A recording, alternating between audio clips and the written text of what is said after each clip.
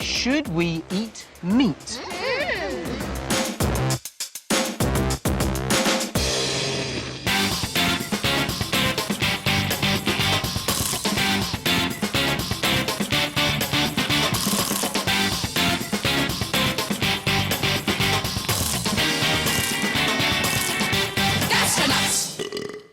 The Gastronuts joining me on this week's show are Amna,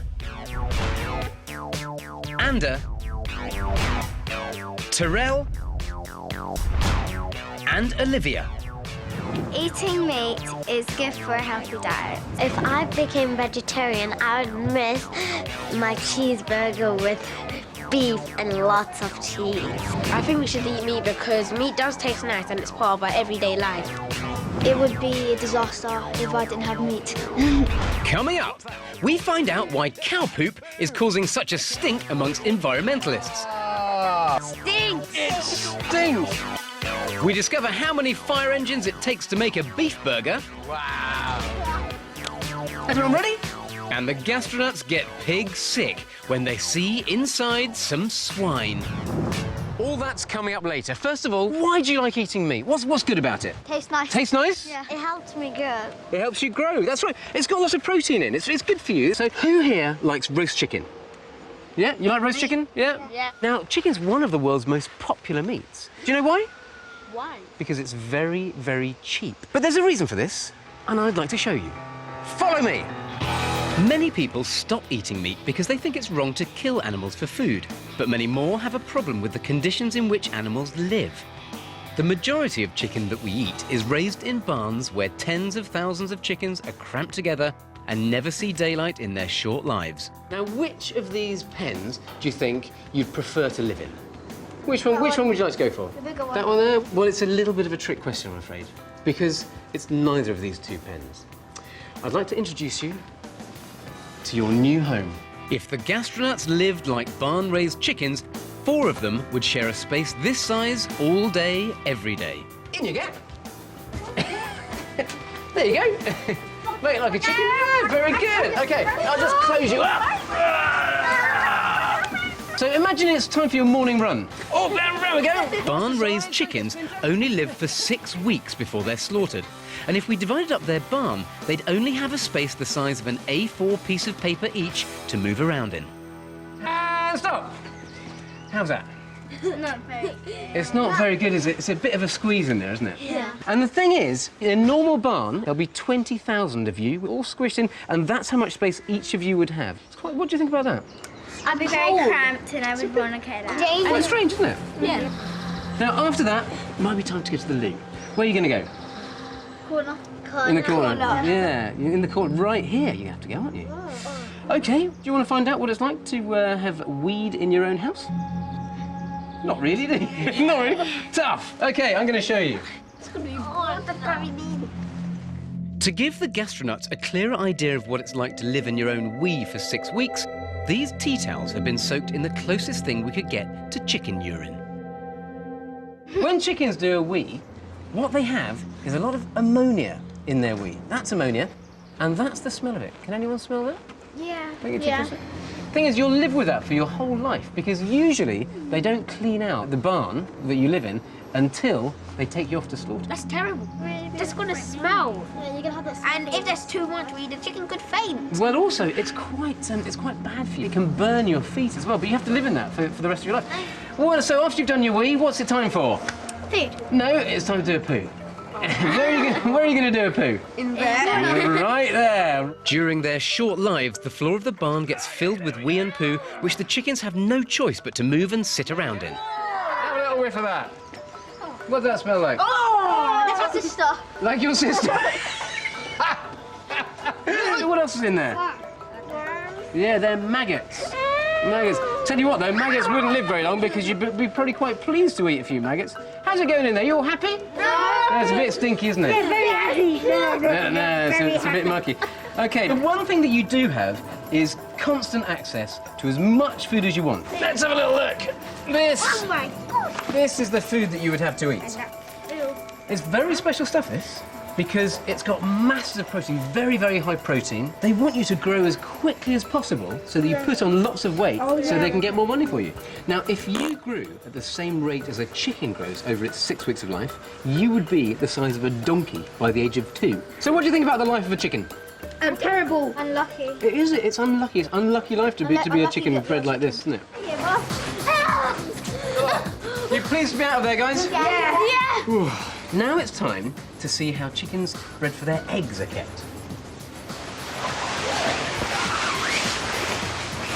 There we go. Now, if you're kept for eggs, the gastronut-sized chicken, for 4 of you, would have this much space to live in.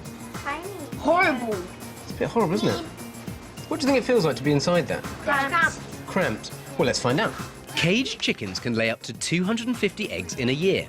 But when they start laying fewer eggs, they're slaughtered.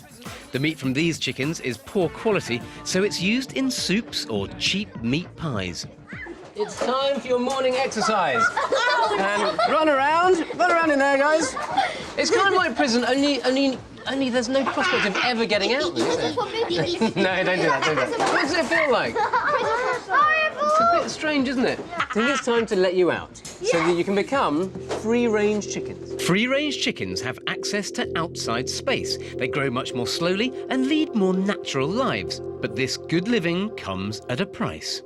The thing about free-range chickens is that they're much more expensive than chickens that are kept in the small cage that you were in. In fact, free-range chickens and free-range eggs are about twice as expensive as normal barn-kept chickens. Do you think it's better to pay more and get a free-range chicken? I would go for the barn chickens because they're less than the free-range chickens, then they'll be easier to buy. Now, I know that we're humans and not chickens. We lead very different lives, but it's still a real shock to find out how they live. And yet, the gastronuts still didn't want to give up eating chicken. I wonder if they could be convinced to get away from eating meat at all.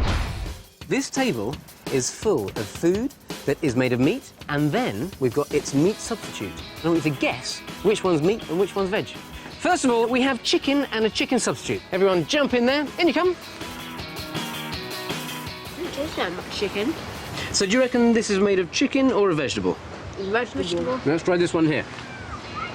This is roast chicken. The real deal. Next up, we've got shepherd's pie. Who likes shepherd's pie? Me. Yeah? OK, let's guess which one's which. Let's start with this one over here. Does that taste any good? Vegetable. You reckon that's made of vegetable? Yeah, that's yeah. OK, let's try this one here. That's meat. Which one do you prefer of those two? That one. That one? That one? Bit split, so half and half. OK. Do you like sausages? No, definitely a sausage. This one's hard. I don't like my vegetable. OK, everyone grab a bit of sandwich. It's sort of a bacony thing, isn't it? I don't think this is the real one. I think this is vegetable. Now let's try this fella here.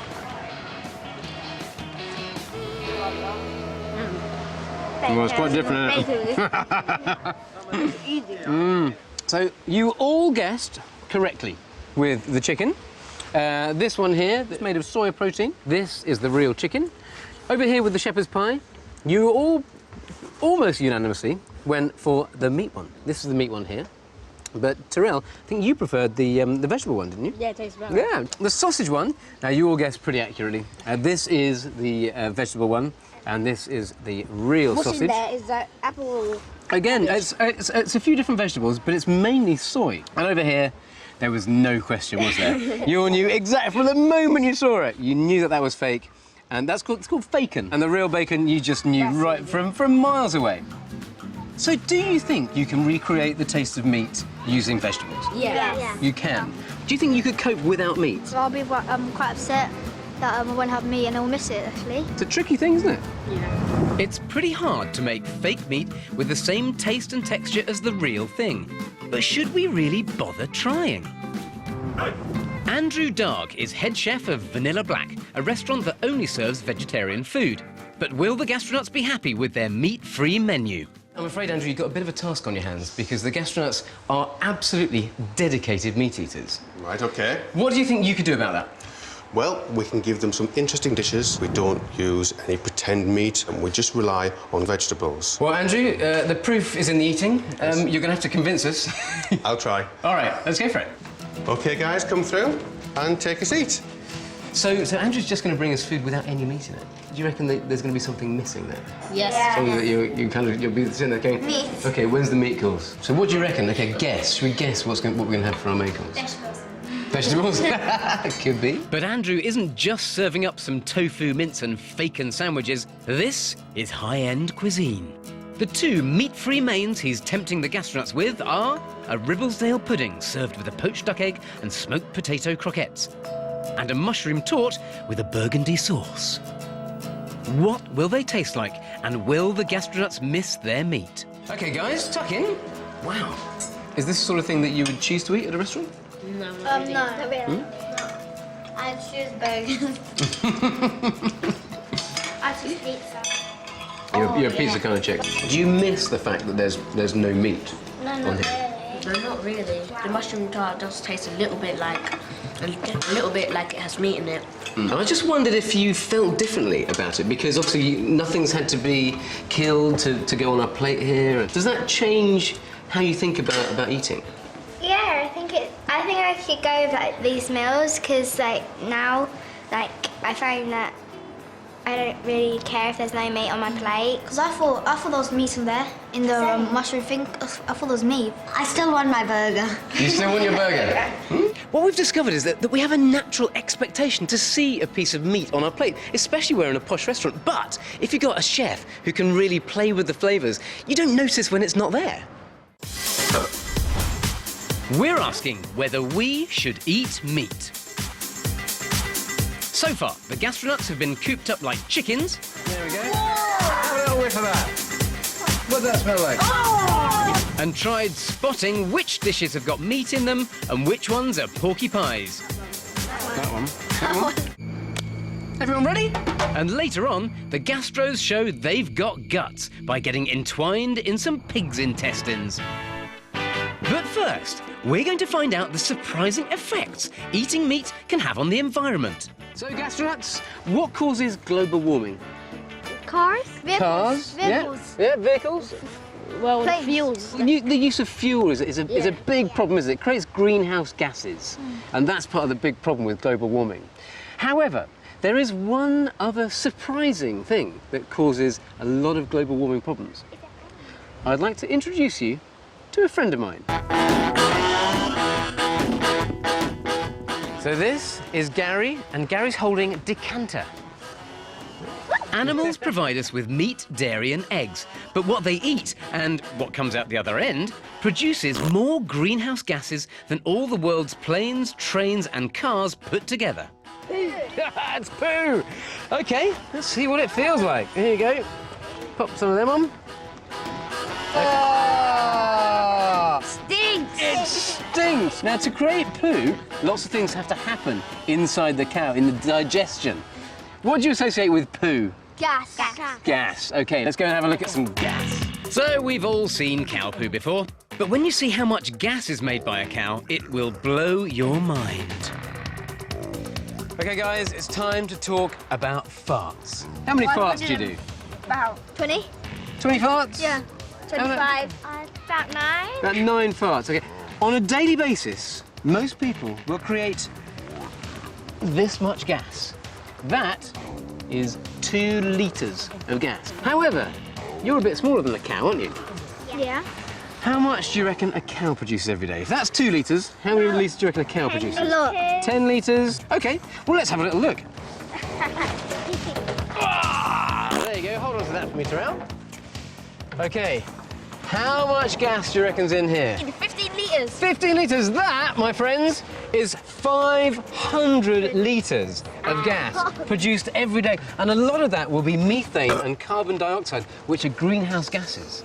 Crazy. Disgusting. It's disgusting. Crazy. It's crazy. It's a lot. It's quite damaging to the environment, isn't it? Yeah. So when you eat meat, you're kind of bringing a lot of greenhouse gases into the world. So cows produce a lot of gas.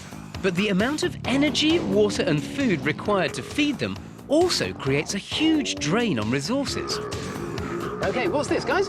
Hamburger. It's a burger. Do you like burgers? Yeah. Yeah, they're great, aren't they? Now, I want to take a look at how much food a cow is given to be able to create one burger. So, using that cup, put into that bowl the amount of cattle feed you reckon it takes to create Billy the Beef Burger.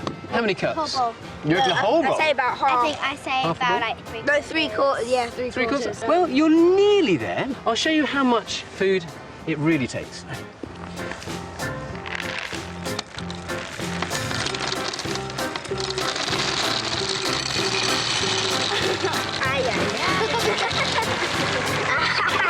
It takes 7.5 kilos of cattle feed to create one burger.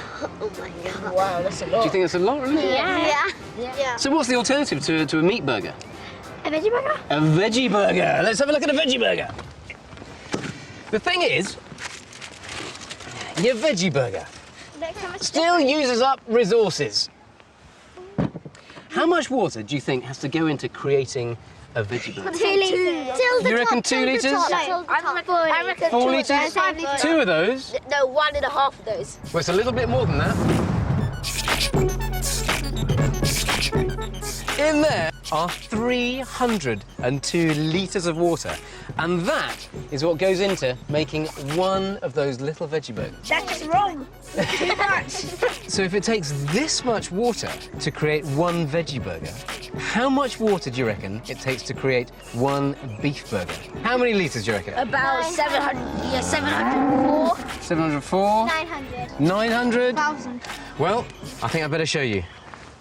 OK, Michael, bring in Flora. To create a beef burger, a cow obviously has to drink some water. But water's also needed to grow the enormous amount of food the cow eats.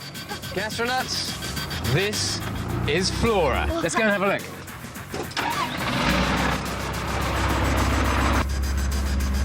Wow. Have you ever fired a fire hose before? No. No? Would you like to try? Yeah. Can we? Cool. It takes 2,400 litres of water to create just one beef burger. Flora the fire engine only holds 1,600 litres of water, so you need 1.5 Floras to create just one burger. You can get all the way across the field.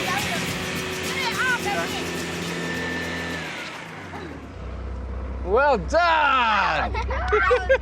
Now, a normal cow will create 1,133 burgers. Wow. Okay? But to get a cow from birth all the way to slaughter, it takes 1,500 fire engines worth of water and 135 sacks of cattle feed. A huge amount. So what else do you reckon you could use those resources for? Planting. You could use the like fields for like farming. So instead of growing beef and things, you could use it for vegetables and just eat vegetables instead. But the question is, would you be able to cope with that? Would you be able to cope with just eating vegetables and giving up the meat? No. Yeah, you're big meaters, aren't you? I always knew that cows needed food and they needed water, but actually seeing the amount required to create one beef burger is a huge shock.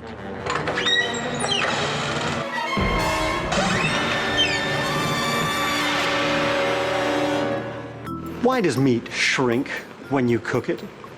Let me show you. What we have here are 2 identical steaks. And what I'm going to do is I'm going to drop one of them into this frying pan and see what happens. The pan is really hot and it's making the water boil away out of the steak. And that's the first thing that's going to start to shrink it. But there's something else. Meat, as you know, is made of protein. And protein are wonderful, long, snake-like molecules. And as you cook them, what these are doing is they're coiling up and they're shrinking down. And so gradually, the entire steak is going to pull together. I'm sure you've seen this. If you're cooking thin slices of something like bacon or of chicken, they curl up as they start to cook. They start, the technical word is to denature. And if you look at the steak, you can already see the way the front face is actually contracted down, it's shrunk. And now the same is happening to the backside. So my steak is done. Let's go and compare it with the original. Have a look. And you can see that it's actually gotten an awful lot smaller than what we started with. That's because the protein contracts, the water leaves, and the meat shrinks. Some people say that we eat meat because our bodies were designed to eat meat, that we have to do it. Now, is that true? That's the question. I've got somebody who can tell us all about it. But first, you all need to put on some of these. Everyone ready? Yeah! Okay, let's go. Hi, Gastronuts. So, Gastronuts, this is Stephanie. Stephanie, Gastronuts. Hi, hi. Now, Stephanie is a brilliant nutritionist. She knows about everything that goes on in our body after we've eaten food. Right. So, we've got a question for you. Are we designed to eat meat? That's a very good question. And we're going to start by thinking about teeth, because that gives us a very good idea whether we were meant to eat meat or not. Now, look what I've got under here. What do you think these are? Skulls, that's right. Two different skulls from two different creatures. Now, what do you think this is from? What kind of animal? Yeah. What kind? It's actually a sheep. Look at the shape of the teeth. And what about this? You probably recognize this. A human skull, that's right. It's a human skull. Now, what interests me is the shape of the teeth of a human skull compared to the shape of the sheep. Now, what do sheep eat? Grass. Do they eat anything else? Hay. Which is dried grass, and their teeth reflect that. Look, they have lots of big, wide teeth for grinding up the grass. And these little sharp teeth here, they're for nipping off the grass when they first eat it. Now, when we look at a human skull, who wants to hold this and have a look? See if you can open up his mouth. At the back, we have these flat teeth, just like the sheep. And we know that we're designed to eat vegetation like the sheep because we have these flat teeth for grinding up the grasses and the vegetables. But what about these front teeth? They're sharp and they're very strong. And these teeth are like carnivores' teeth, like meat eaters' teeth, like dogs and cats. So we're definitely designed to eat meat as well as to eat vegetation. And why do we need these big ones at the front? What do we actually do with them? We tear the meat off the bone. Now, these days, of course, we have a knife and fork to do that, generally. That's what goes on in our mouths. But is there a big difference between our intestines, between the human and a vegetable eater? Very much so. You can tell from the sheep's teeth that he's supposed to eat grass. You can also tell from their stomach that they're supposed to eat grass.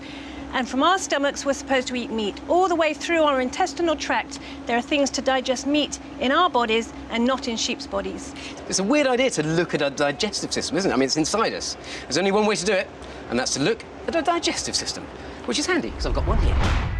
If you don't like seeing table, then this might be a good time to pop out and make a cup of tea and rethink your career as a butcher. This, my friends, is the entire digestive system of a pig. Yep. Like us, pigs are omnivores. They eat meat and vegetables, meaning we have very similar digestive systems. Pass it along when Go on, guys, get in there. I'll do first. Go on, then. Well, no, Anna needs to pass it along to Terrell. Go on, get it along there. Come on, it won't bite you. Come on, give me the stomach. Now, what do you think all these bits are? All these bits are part of the digestive system. Let's have a look here. Now, look at all these amazing long tubes. Look, it goes on and on and on and on. Do you know what? We have 7 meters of this inside our tummies. This is the small intestine. So when the food is passed from the stomach, passes into the small intestine, it travels through all meters of small intestine, lots of wiggly bits of small intestine. And during this time, the food is being broken down and absorbed into our bloodstream. So all the goodness from the food can go into our bodies to nourish us. What do you think this bit is? Look at this long, big, fat tube. The large intestine. Very good. It's the large intestine, and it's called large even though it's shorter than the small intestine. It's much wider. So once all the food has traveled through the small intestine, it goes to the large intestine, and then where does it go? That's a bit of a clue. What have we got there, guys? Now think of a pig, and at one end you've got its snout. Tail. It's kind of a tail. Its little tail would probably be about here. What did you say, Olivia? Its bum. It's bum. That's his bum. It's an amazing system, and ours is very similar to this. And so whereabouts, is there a particular area where the meat is dealt with in the digestive system? The meat starts to be broken down in the stomach. where the hydrochloric acid, a very strong acid, starts to break down the meat, and also enzymes, digestive enzymes, start to break it down. But the digestion of meat continues all the way through the small intestine. It takes a long, long time to break down meat. So, Stephanie, what's the difference between the digestive system of something that eats everything, meat and vegetables, and one that just eats vegetables? Well, the biggest difference is in the stomach. Of an animal that only eats grass, like a sheep or a cow, they have 4 separate compartments. And instead of the food just passing straight from the stomach into the small intestine, the food gets pushed back up into the mouth after it's been chewed a little bit for some more chewing. Now, this is all designed to eat meat, so what would happen if we don't eat meat? Well, that's a very good question. We need protein, and that's what meat provides for us. And you can get good quality protein from non-meat sources. You've just got to be much more careful about where you get that food from. Stephanie, if you look back at the history of mankind, have we always been designed to eat meat? We think so, because if you look at monkeys and how they eat, they're omnivores like us. They have meat-eating teeth and they have grass-eating teeth. And as far as we know, we've developed from monkeys and our digestive systems haven't changed very much at all. So certainly, in the history of mankind, we would have been eating meat and vegetables for a very, very long time. We share a common ancestor with monkeys. So what better way to show how similar we are than by sharing lunch with one?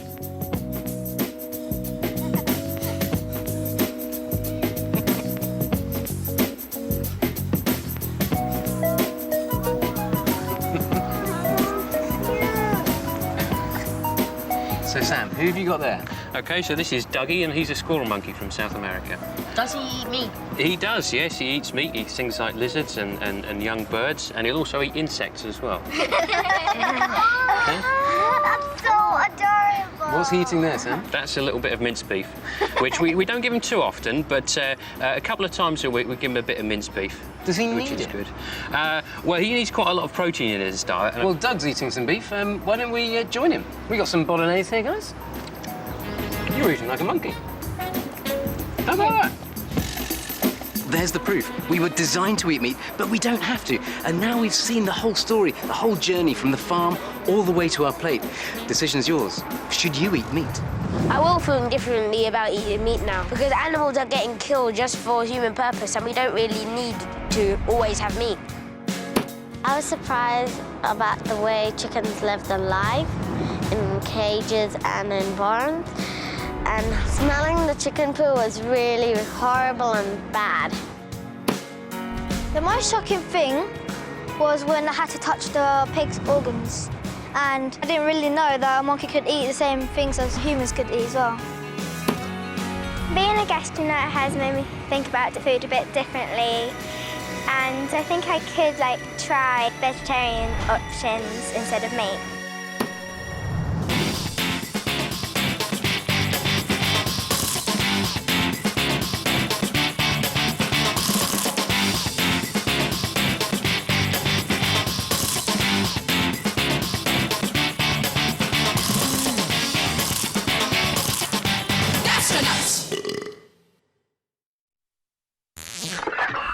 It's me, Danny Harmer. My brand new series, Tracy Beaker Returns, is on the CBBC channel at 5:15. Don't miss it. In the faraway kingdom of Fyodor, a terrible plague ravaged the land, and 2 princes were sent on a quest to find a cure. Hang on, we've done this, haven't we? Oh, no. Oh, right, this is series 2, is it? Yes. They mucked it up last time. Now they must try again, faced with brand new adventures and loads more bravery. Will they succeed? I doubt it with that pair of idiots in charge. Find out in The Legend of Dick and Dom. A brand new series starts Wednesday at 5:15 on the CBBC channel.